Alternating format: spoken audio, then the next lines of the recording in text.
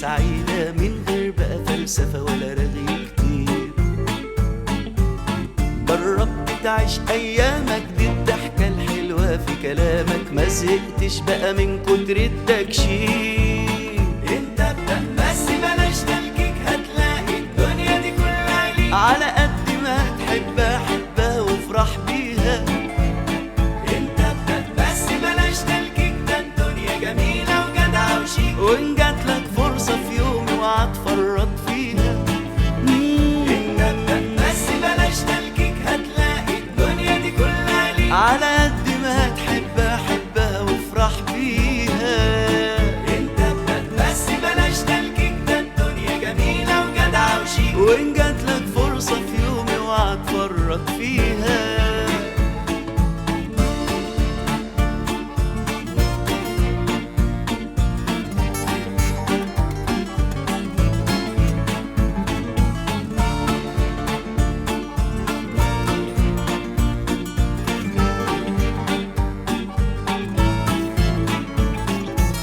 مستغرب ليه من الدنيا؟ قرب خدلك فكرة شوية، فكرة متفصلة بالملي عليك. جرب كده حاول تبدأ، بطل تتكلم اتحرك، دي الفرصة ما تستناش حد كتير. مستغرب ليه من الدنيا؟ قرب خدلك فكرة شوية، فكرة متفصلة بالملي عليك. طب ما تجرب كده حاول تبدأ، بطل تتكلم اتحرك، دي الفرصة ما تستناش حد كتير. انت ابدأ بس بلاش تلكيك، هتلاقي الدنيا دي كلها ليك. على قد ما هتحبها هتشوف حبك فيها، هتشوف حبك فيها. بس بلاش تلكيك، ده الدنيا جميلة وجدعة وشيك، وإن جاتلك فرصة في يوم اوعى تفرط فيها.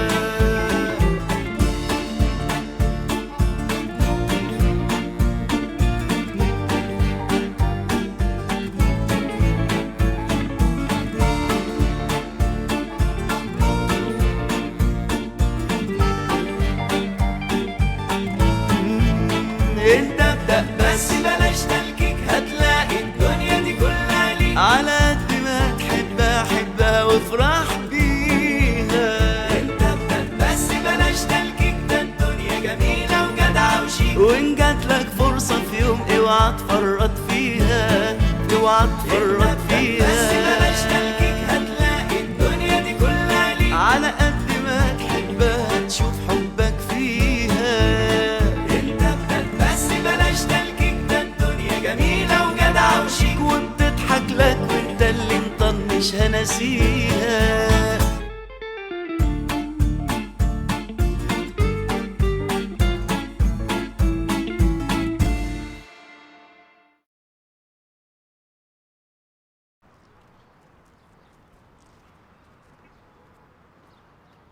ايه يا مراد؟ نازل لك يا حبيبي. ما انا قلت لك اطلع معايا. لا لسه ما اتصلش. خلاص بقى يا مراد ما تعصبنيش على الصبح. يلا نازل لك. مش كنت انت اولى يا باشمهندس؟ يا شيخه بلا هم كده احسن. ها يا هدير، لقيت لها اكونت على الفيسبوك ولا عملتي ايه؟ ما تصربعنيش، عماله ادور على الاكونت بس مش لاقيه. انتوا شاغلين نفسكم بايه؟ ازاي يا باشمهندس؟ مش نعرف يا يمين؟ وانت يعني كده هتعرف؟ هنعرف. بص بقى يا باشمهندس، الست مننا تتعرف من الاكونت بتاعها. يعني انا مثلا ممكن اقول لك كل اتجاهاتها لو شفت الاكونت. متطلقه، متجوزه، فرفوشه ولذيذه كده شبهنا، ولا بومه ونكديه. طب اقول لك على حاجه، انا لو شفت الاكونت ممكن اعرف لك هي عندها اولاد ولا لا. عندها بنت. وساكت؟ عرفت ازاي؟ ما هي خبطت لي عربيتي تحت وانا جاي. انت بتكتب ايه؟ بجمع معلومات وهحللها، سيبني بقى تكتك. طب ثواني بس، ممكن حضرتك تقول لي البنت دي كبيره ولا صغيره؟ يعني قد مراد ابني كده. قد مراد ابنه. مراد ابنه. يا حبايبي يا حبايبي، سيبكم الكلام ده كله. بص يا حبيبي، اللي يهمنا هي مين وكانت شغاله فين قبل ما تجيلنا. قد مراد ابنه. ايه يا عفاف، قدمت الاذن؟ تمام يا باشمهندس، وكلمت حد اعرفه في الوزاره عشان اعرف ازاي جابوها بدل حضرتك. وبتعملي كده ليه يا عفاف؟ ما انا لازم افهم يا باشمهندس. وفهمت حاجه يا عفاف؟ عرفت انها اشتغلت في الشركه اول ما اتخرجت 5 سنين، هنا؟ لا لا لا لا، في فرع من فروع الشركه، بس ما سالتش.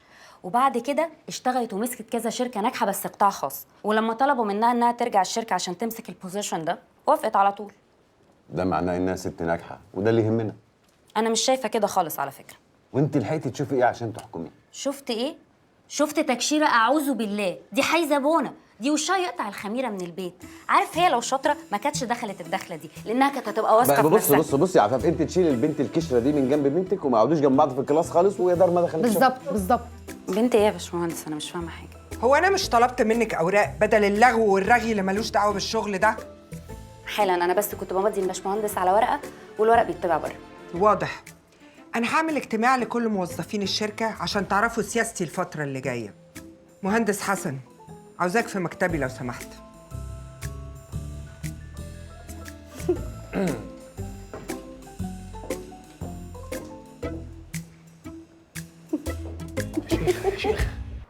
عندك ايه دلوقتي؟ عندي بريك نص ساعة. بريك في أول اليوم؟ يا بختك. يا بخت ايه؟ انا كان لسه معايا حالة دلوقتي، الحالة التانية لسه نايمة بس. انت جاي بالليل طبعا. ليه طبعا؟ يعني هتسيبني اروح لوحدي يا ايهاب؟ وايه المشكلة يا سالم؟ انت عارفة ان انا ماليش في السهر. خلاص تعالى وامشي بدري. امشي بدري ازاي بس؟ اذا كان المكان نفسه بيفتح الساعة 10. انا ما شفتش كده، انا زهقت. سالم، هو انت مش واخدة بالك ان احنا ما بنتخانقش غير في الموضوع ده؟ عشان مش عارفة استوعبه. يعني واحد اتعلم بره وعايش طول حياته بره، بابا راجل لذيذ بيحب السهر والانبساط، انا وانت مالي بقى؟ هو السهر بيتورث مثلا؟ في جين اسمه السهر؟ لا، بس في حاجة اسمها الانبساط يا لذيذ. انا مبسوط. وانا انت بتعملي اللي انت عايزاه. المفروض ان في ثقة بيننا. عايزة تخرجي بتخرجي، عايزة تروحي مع اصحابك في اي حتة بسيبك. بس انا عايزاك معايا.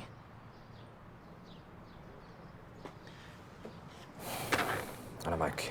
يا اهلا باللي مصيطنا. والله يا ابني انت مكسب لينا. صباح الخير يا دكتوره سالم. صباح الخير يا دكتور سمير. ايه الاخبار؟ كله تمام يا دكتور، الحمد ده لله. يا بختك بيه ده. مفيش حاله يستلمها مني الا لما تقول فيه اشعار. والنبي يا دكتور ما تكبر الموضوع بسيط. لا ازاي بقى؟ شفت التواضع؟ انت ما شفتش كابتن احمد النمري قال عليك امبارح في البرنامج؟ كابتن احمد النمري مين؟ ده لعيب كورة كده جالنا والحالة كانت معايا انا. بس مش عايز اقول لك اهله على مستوى عالي جدا، وبالرغم من الاصابه كانت كريتيكال الا انه في وقت قصير رجعه وخلاه يحط جون كمان. امبارح كان بيتكلم عنك في البرنامج. انت ما اتفرجتش ولا ايه؟ ما هو لا بيتفرج على التلفزيون ولا بيخرج. ولا بغسل رجلي قبل ما انام ولا بشرب اللبن الصبح. واضح ان في مشاكل وانا جيت في وقت غير مناسب ولا؟ لا خالص. والنبي يا دكتور انا عندي طلب. بعد كده لما تيجي تديني حالات يعني حاول. انا عارف ان انا بتقل عليك في الحالات الصعبه. لا تقل براحتك جدا. امال؟ انا عندي مشكله بس في الحالات اللي بعد ال60 بجد، ما بعرفش اتعامل مع الناس الكبيره. يا فندم ايه في ايه؟ انت عايز تخلع لي دراعي؟ كفايه. اتفضل. انا مش عايزاك خالص. يا فندم عيب لما حضرتك تقولي كده. لا مش عيب. اذا كان كلامي ما بيتفهمش لازم اقول لك اتفضل، مش عايزه منك يا حاجه. فندم بس ما تقوليش انا ما بفهمش. لا ما بتفهمش اي كلمه بقولها لك. دكتور سمير يعني انا بص. خلاص اتفضل اسبقني على المكتب وانا اجي. اوكي يا دكتور. ايه؟ القمر بتاعنا ماله؟ ايه اللي مزعله؟ ايه اللي حصل؟ كم مره اقول له بشويش عشان دراعي بيوجعني قوي. مفيش فايده، هو مصر يتعامل معايا بخشونه. لا انا مش عايزاه بقى خالص. انا مش مرتاحه له خالص. كميته مش جايه معايا خالص. حاضر. احنا ما يهمناش غير راحتك. انا ههديكي، هدخلك اشطر دكتور عندنا هنا، دكتور ايهاب. كويس. هو ده بقى اشطر واحد. ده مش طبيعي. هو فعلا باين عليه انه شاطر قوي. ده عكسك. بقول لك ايه، دي حاله ريكومندد ومتوصي عليها، وانا ما عنديش حد غيرك. دكتور ده انا لسه واقف بره بقول لك مش بحب الحالات اللي فوق ال60. انتوا بتقولوا لبعض ايه؟ لا انا بشرح له الحاله بس. طيب يا سيدي، ما انا قلت لك خلاص، باين من عينيه ان هو شاطر. بنأكد. اتفضل يا ابني. طيب هستأذن انا بقى. بالتوفيق. يلا مستني ايه؟ واللي حصل تحت ده مجرد سوء تفاهم عادي، واكيد مراد ابني ما كانش يقصد. بما انك مسؤول عن اهم اداره في الشركه دي، فانا عاوزه تقرير مفصل عن المشروعات اللي الشركه بتنفذها دلوقتي بجداول تسليمها. ده مبدئيا. اوكي، هيكون عند حضرتك بكره. ليه بكره؟ انا عاوزاه حالا. ما ينفعش النهارده ليه؟ عشان مستأذن ونازل. مستأذن من مين؟ من نفسي. افندم. دي سياسه الشركه، كل مديري الادارات يا دوب بيختاروا شؤون العاملين، شايفين انهم ما ينفعش يشغلوا السيد رئيس مجلس الاداره بحاجات صغيره كده. الحاجات الصغيره والبسيطه دي لما بتكون سايبه بتوقع الامور الكبيره يا باشمهندس. في سيستم وانا حضرتك تقدري بكره تقولي كل ده في الاجتماع عن اذنك. يا ريت من بكره ما تركنش قدام الشركه وتبلغ السايس ان المكان ده يخصني انا. تقدري حضرتك تبلغي السايس باللي انت عايزاه كله، وانا عن نفسي ما عنديش مانع تاخدي مكاني قدام الشركه او جوه الشركه. انا فاهمه كلامك كويس قوي يا باشمهندس. دي حاجه كويسه جدا. واضح ان ابنك ما جابوش من بره. سبحان الله، زي بنت حضرتك بالظبط. انا بنتي متربيه احسن تربيه. ودي حاجه كويسه برضه. عن اذنك.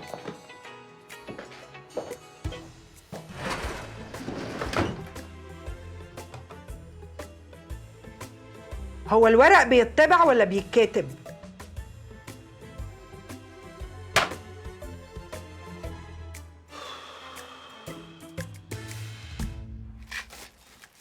اتفضل. كم قرص في اليوم يا دكتور؟ ده قرص كل 12 ساعة، والتاني قرص بعد كل وجبة. شكرا وفضل سيادتك يا دكتور. اتفضل. ثانية واحدة. شكرا. ثانية واحدة ليك باقي. اتفضل. اتفضل. شكرا. ماشي. ها فلوسك مظبوطة؟ مظبوط. طيب أنا هاخدهم كام بعد 3 شهور بقى؟ أنت بتضحك على إيه؟ عشان انت على طول بتسالني نفس السؤال يا دكتور.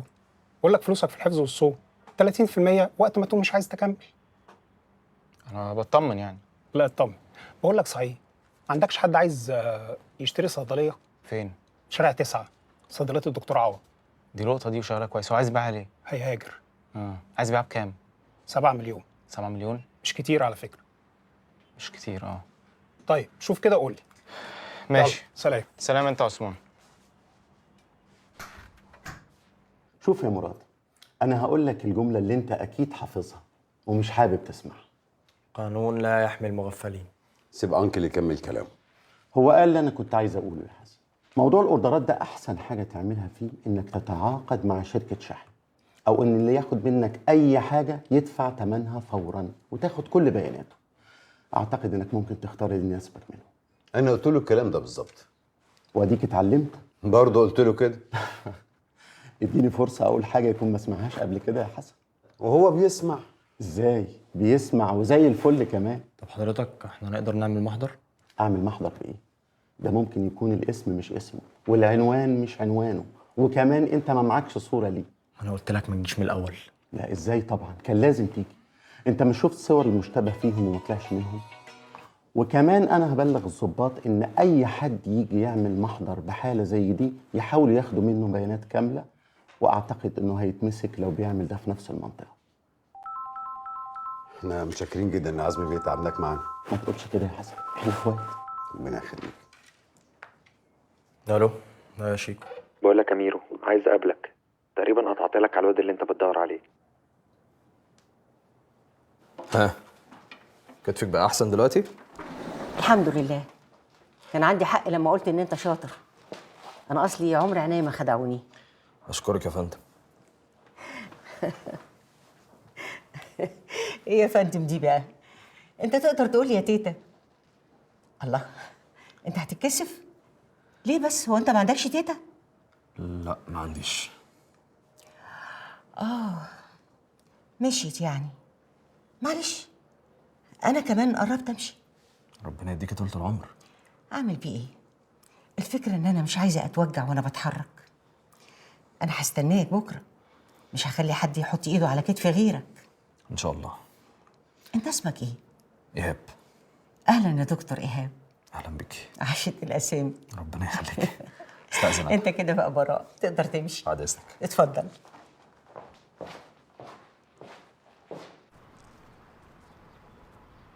انت فين؟ انا لسه داخله السنتر اهو. وهتخلصي امتى؟ ما انا قلت لك لما اعرف هقول لك يا ماما. بتردي كده ليه؟ انا مش قلت لك ما بحبش الطريقه دي؟ انا اسفه يا ماما، اول لما اعرف اخلص امتى هبعت لك على طول. في خلال نص ساعه اكون عارفه. احب ارتب يومي. ماشي؟ سلام. تأمري بأي حاجة تانية يا فندم؟ شكرا.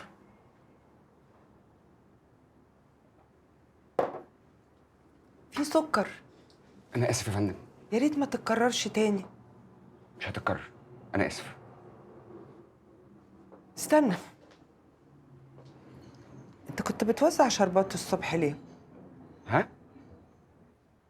كنت بتوزع شربات الصبح ليه يا طلبة؟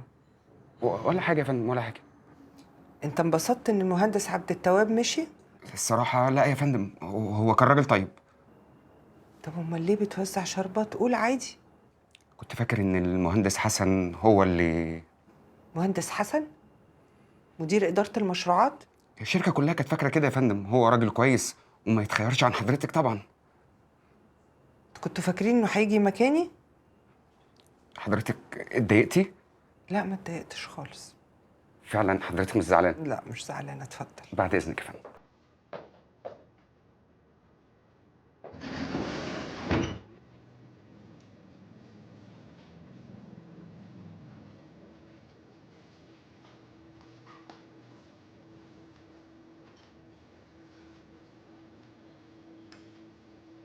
آسف آسف آسف آسف. أخرت كده ليه؟ المحاضرة اتأخرت والله، وكان عندي بروفة مع البند كمان وما حضرتهاش. لا كنت احضرها كمان وما تشوفنيش. أنا أقدر برضه يا دودو. انت قدرت امبارح. يا دودو أنا ما كنتش عايز بابا يزعل بقى، ما أنتِ عارفة. انا بهزر على فكرة. ازاي يعني ما تحضرش عيد ميلاد اخوك؟ بعدين انا هنا اهو مش هطير. مش عايزين نزعل انكل. عايز تعرفي الحقيقة؟ أنا اللي زعلت امبارح والله. اليوم اللي ما بشوفكيش فيه ببقى حاسس كده إن في حاجة ناقصاني. أنا أصلا كتبت امبارح أغنية اسمها حاجة ناقصاني. يا سلام. طب سمعيلي دلوقتي. أخلصها بس كده وألحنها وأسمعها لك. عشان خاطري بقى يا تيتو. اصبري بقى، أنا عايز أسمعها لك كاملة. ماشي. نفسي اتجوزك يا توتو. والله العظيم أبوكي لو يوافق أروح له النهاردة. هتقول له ايه؟ بحبها. مش هيفرق معايا. يقول لك اللي بيحبوها كتير. احترمي نفسك، ها؟ ماشي؟ هو في حاجة؟ في إيه يا بنتي؟ فينك من قبل ما تيجي وهو قاعد بيبص لي. انا مش فاهمه البجاحه دي. انت بتكلميني انا؟ بكلمك انت. انت مركز معايا ليه؟ طب ما براحتك، ركز مكان ما انا عايز. هو ايه البجاحه دي؟ لا يا حبيبي انت ما تردش اصلا.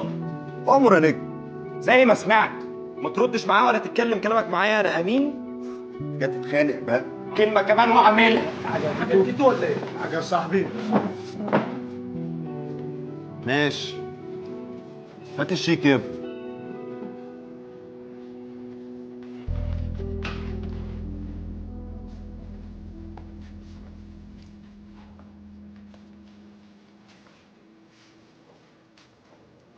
دي كل المشاريع اللي حضرتك طلبتيها يا فندم. اتفضلي. شكرا يا باشمهندس، اتفضل اقعد. شكرا انك نفذت كل اللي طلبته بسرعه. ده في حد ذاته بيفرق معايا جدا. لا شكرا عليا يا فندم، تحت امر حضرتك. تمام. بالنسبه لوضع كل مشروع احنا واصلين لفين؟ ده مع الباشمهندس حسن. ماشي. طب وبالنسبه للمقاولين انا عارفه ان في مشاكل معاهم. معاك حصر؟ ده برضه مع الباشمهندس حسن. هو في ايه؟ امال انت بتعمل ايه؟ انا بتابع كل المشاريع يا فندم. تابعها مع مين؟ مع الباشمهندس حسن. فعلا. ده فين يا عم رمزي؟ عندي مشاكل من الصبح يا سيادة رئيس مجلس الإدارة. لا خلاص بقى، انت محدش قال لك؟ قال لي إيه؟ مش جابوا حد تاني؟ حدايه تانية. لا أنت أكيد بتهرج. بهرج ايه؟ انت محدش اتصل قال لك؟ اتصلوا بيا ما ردتش. جابوا مين؟ والله واحده كده اسمها ناديه. دي جابوها منين دي وإيه علاقتها بالشركة؟ مش عارف والله يا رمزي، الاقاويل كتيره، بس المؤكد يعني ان احنا داخلين على ايام ما يعلم بقى الا ربنا. ربنا يستر. بقول لك إيه؟ ايه؟ شاذة عايزة تقعد معاك. شاذة مين؟ اللي كانت معانا امبارح. مستلطفاك يا سيدي ومش مصدقة إن أنت عندك 4 ولاد وعندها استعداد تتجوزك. شوف انا بكلمه في ايه يقول لي ايه؟ اقفل يا رمزي الله يهديك. طيب يلا سلام. يا مراد تحب تتغدى ايه بقى؟ مش فارقه بقى والله اي حاجه يعني. لا انت لازم تحدد عشان انت اللي هتساعدني في المطبخ النهارده. قدامك 3 اختيارات، ملوخيه، سبانخ او بانيه ومكرونه. لا انا نازل مع شيكو دلوقتي. بعدين هنطلع نذاكر عند تامر في البيت. لا مش هتتغدى معانا يعني؟ لما ارجع بقى. بقول لك يا بوب، ممكن تسيب لي العربيه النهارده بعد اذنك؟ لا يا حبيبي، النهارده اليوم بتاع طاهر. وبعدين قبلها انا هاخدها اودي اخوك التدريب. ماشي يا بوب. بقول لك انت خلاص الموضوع ده خلص، عملت اللي تقدر عليه وانتهى الكلام. ما تقعدش بقى ايه تحزق في حاجات مالهاش اي لازمه. ولما نرجع بالليل كده ونقعد على رواقه نختار شركه شحن كويسه نعمل معاها ديل كويس. ماشي يا بوب. ماشي يا حبيبي؟ ماشي. يلا سلام. سلام.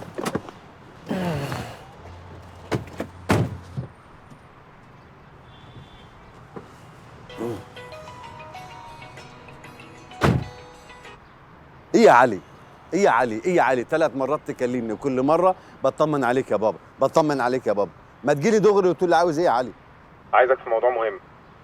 موضوع ايه؟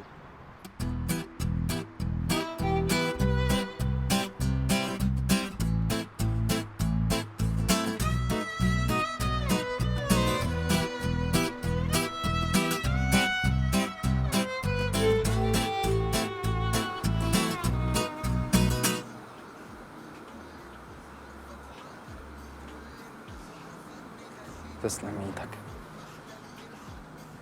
امسك.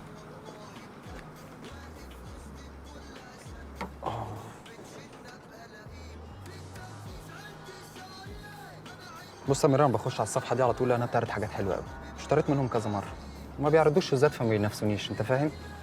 كمان في زباين مشتركه بيني وبينهم عمر ما حصل مشكله. بس لما انت حكيت لي عن النمره اللي حصلت معاك دي ووريتني الحاجات اللي اتبدد عليك فيهم، لفت نظري ان هم كانوا عارضين نفس التيشيرتات دي الصبح. دول هم يا معلم. مش عايزين نسيء الظن في حد ونحطهم في جمله مفيده على الفاضي، لازم نتاكد. بقول لك صفحه محترمه. وبعدين كده بصراحه الواد اللي انت وصفته لي غير الواد اللي انا بتعامل معاه خالص. بقول لك ايه، اعمل اوردر بالتيشيرتات كلها وزود عليهم كام حاجه وانا بقى هعرفهم ولا لا. والبس انا التيشيرتات اقدر ما اطلعش هم. يا عم شيكو مفيش الكلام ده، لما ما طلعوش هم انا هشتريهم منك يا عم، اكيد مش هدبسك يعني. وبعدين ما تقلقش، احنا رايحين هنكلم 2 3 من العيال عشان لو حصل معانا اي حاجه. يا عم ربنا ما يجيبش حوارات، ليه كل ده؟ مش يمكن تطلع صدفه؟ يمكن لا.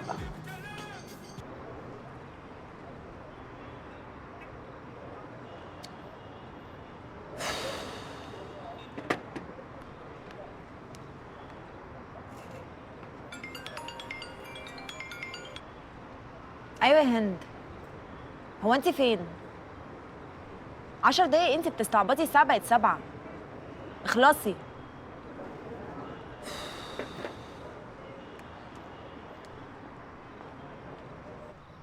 ولا يهمك يا ديشا، احنا هنشوف اكاديميه احسن من دي. خلاص يا بابا الدوري ابتدى. حتى لو ابتدى، شوف لو حصل ايه، هلاقي لك اكاديميه وهتتعلم وهتتدرب وتلعب وتكسر باشمهندس حسن. باشمهندس حسن، حضرتك لو لقيت أكاديمية تانية قول لنا، عايزة أبقى معاكم. نعم. قصدي يعني عبد الرحمن ومصطفى يكونوا مع بعض يعني. وبصراحة الأكاديمية هنا بقت وحشة قوي قوي. لا حاضر، ان شاء الله نلاقي حاجه كويسه ان شاء الله. طب ممكن رقم تليفونك بس علشان بس يعني نطمن، يعني نبقى أكلمك كده وأتابع معاك. اتفضل اتفضل. وانت مامتك فين؟ ليه ما تجيش معاك؟ انا مامتي بتكون في الشغل وبعد الظهر بتقعد مع اخواتي. وانت باباك فين؟ انا بابا مطلق ماما. هارد لك تتعود الماتش الجاي عادي بقى. أنا بطلب حضرتك أهو. سجلها سجلها بقى. اوكي سجلها، هتصل بيك. ها؟ لا لا لا خالص، انا لما الاقي الاكاديميه ان شاء الله هكلم حضرتك، ما تتعبيش نفسك. حاضر. طب يعني هكلمك. يلا يا ولاد. باي. باي باي. هستنى تليفونك ان شاء الله. انا اعمل لك شويه سبانخ هينسوك اي حاجه. ربنا يخليك ليا يا بابا وتلاقي لي اكاديميه. يا عم هنلاقي. لاش. بابا تعرف ان شيماء دي بتكراش عليا؟ مين شيماء؟ ويعني ايه بتكراش؟ شيماء اخت عبد الرحمن، كنا واقفين معاها. ده احنا هنشوف ايام زرقاء. ومامتها بتكراش عليك. انا قلت اقول لك.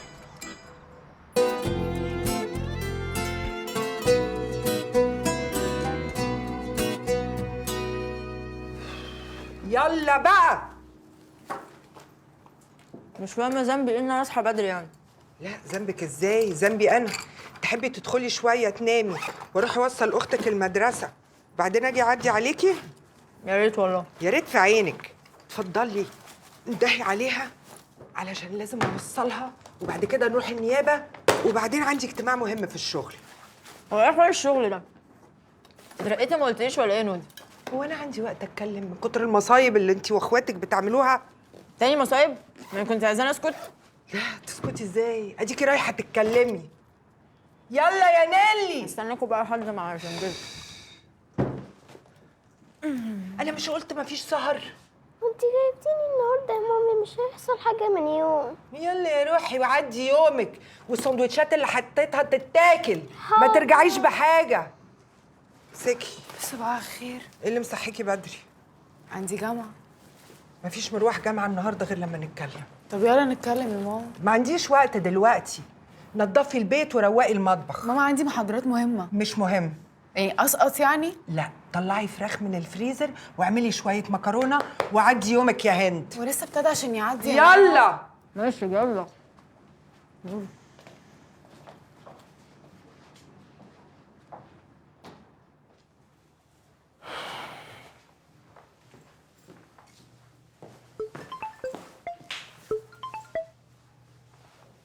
الو.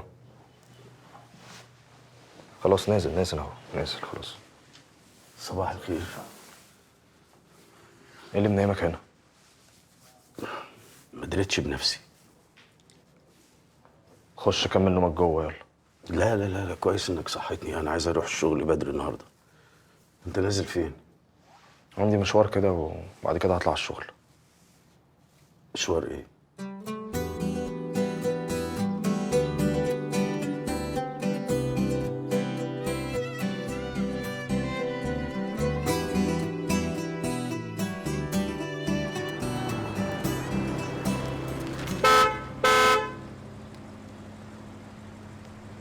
باشا. صباح الفل يا هندسه. يا رفعت، ايه ده؟ والله العظيم قلت لها انت كده واخده مكان ركنتين، بصيت لي وسكتت وما ردتش عليا. هيزبونها في نفسها والست دي. طيب يبقى اركني اطلع لي المفتاح في اي وقت. تأمرني يا هندسه.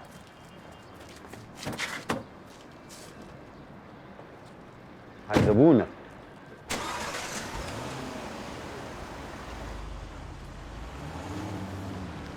هو انا مش صحيتك قبل ما انزل؟ قلت لي هلبس وانزل على طول. راحت عليا نومه. يا اخي نامت عليكي حيطه. خلاص ماشي، هقعد اذاكر طول اليوم. ماشي يا ليلى، على الله الموضوع ده يتكرر تاني. اتفضلي، باي باي. الله يكون في عونهم. صباح الخير. صباح الخير.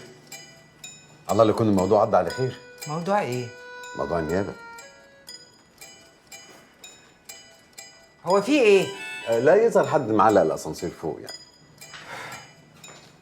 اطلع على رجلك كل ده. امال اعمل ايه يعني؟ اطلع هيك تقع.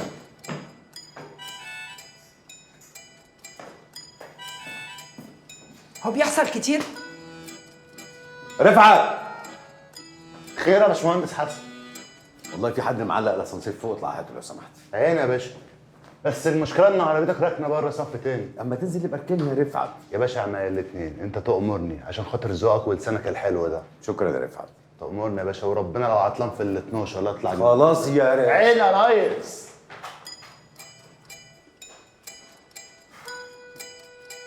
هو ده سايس ولا بواب عماره؟ يعني حاجه زي كده.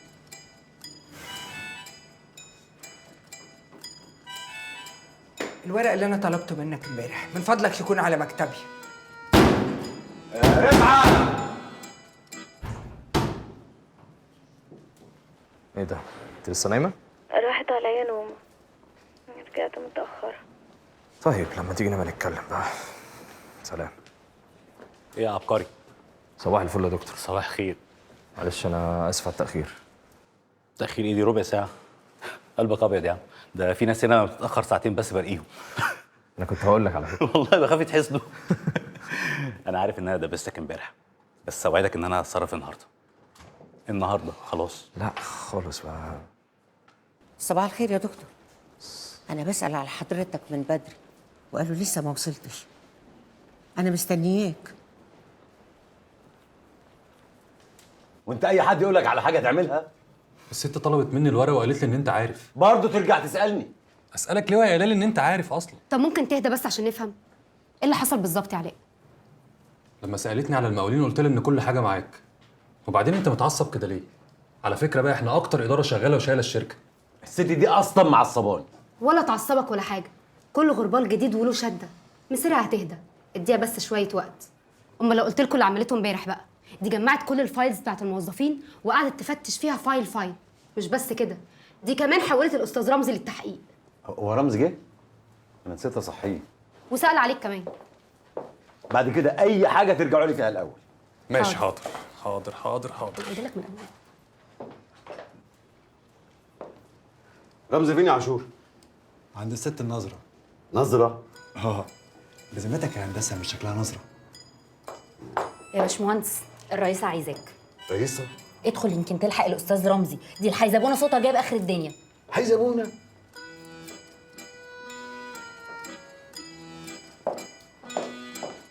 دي اخر مره اتكلم فيها في الموضوع ده، وتاخر تاني يبقى شوف انا هعمل ايه. ولو عاوز تتحول للتحقيق كل يوم براحتك، انا هفضل وراك لحد ما تقدم استقالتك.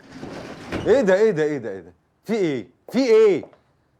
ازاي تتكلمي بالطريقه دي اصلا؟ احنا مش شغالين عندك على فكره. انا ما وجهتش لحضرتك اي كلام. وانا هستنى لما توجهي لي كلام؟ ايه يا رمزي؟ ساكت ليه ما ترد عليها؟ ايه؟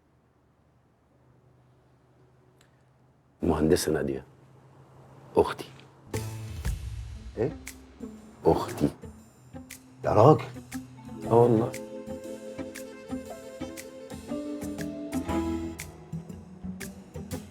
أخته؟